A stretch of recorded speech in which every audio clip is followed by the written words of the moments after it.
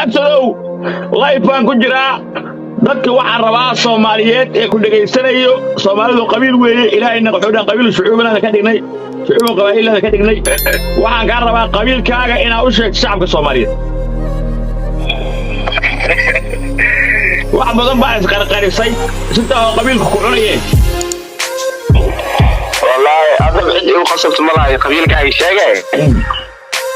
يا ما يعني قبيل كاغا نوشك يا قبيل كاغا نوشك شعب الصومالي قبيل كاغا نوشك تي markay dhiga ka maqleen markay dhiga ka maqleen markay ma degna miya anaga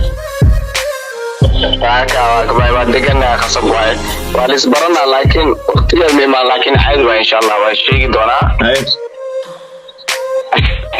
nin u deejeena oo ciise midlooda ma tahay mise maahi yes waa